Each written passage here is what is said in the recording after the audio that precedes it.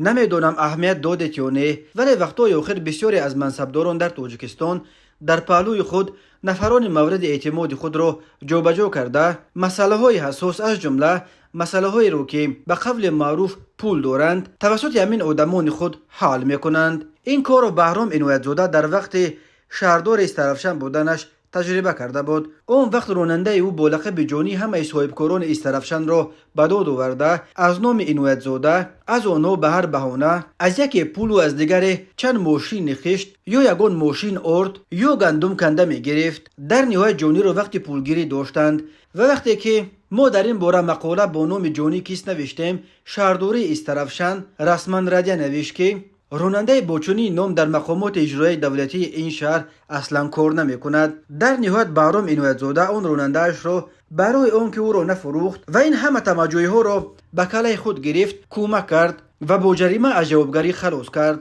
عنایت زاده بعد این عین کار را در شهر کولوب سازمان داد و مسئله های پولدار به مثل قطعه های زمین را در اینجا بازم توسط راننده‌اش انجام میداد و در نهایت به دست افتاد و با جرم گرفتن پوره و دیگر عملهای کروپسیونی به 12 سال زندان محکوم شد. حکم دادگاه او را چنان حیرت زده کرده بود که در تالار دادگاه فریادم کشید که در تاجیکستان عدالت سودی نیست. شریفی بختیار محمدزاده که قبلا در مقام معاون وزیر صنعت و تکنولوژی های نو تاجیکستان کار میکرد تازه ماه ینور سال 2023 رئیس نویه یوون تعیین شد.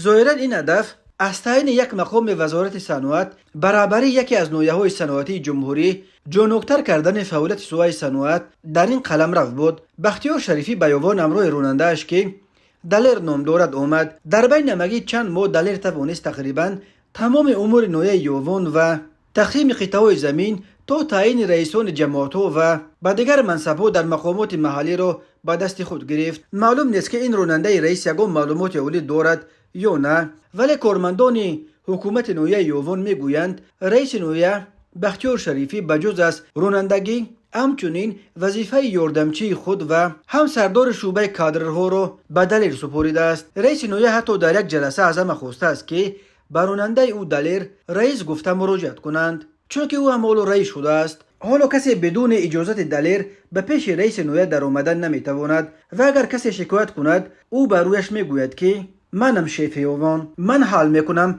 که به کدام منصب تعیین شود و کی نه. بعد ناب شدن رئیس نویه و آمدن بختیار شریفی اهلدین عبدالجلیل را از مقام رهبر دستگاه آزاد کرده به جایش امامعلی فیض‌الله زاده را تعیین کردند. ولی فیض‌الله زاده به کار افتادگان اقرار میکند که از دستش چیزی نمیآید. او را تنها برای نمود به این مقام تعیین کردند. او به کار افتادگان مشورت میدهد که به راننده رئیس دلیر مراجعت کنند. مطمئنیم که این حالت را در بسیاری دیگر از شهر و نویه‌های تاجیکستان میتوان دچار شد.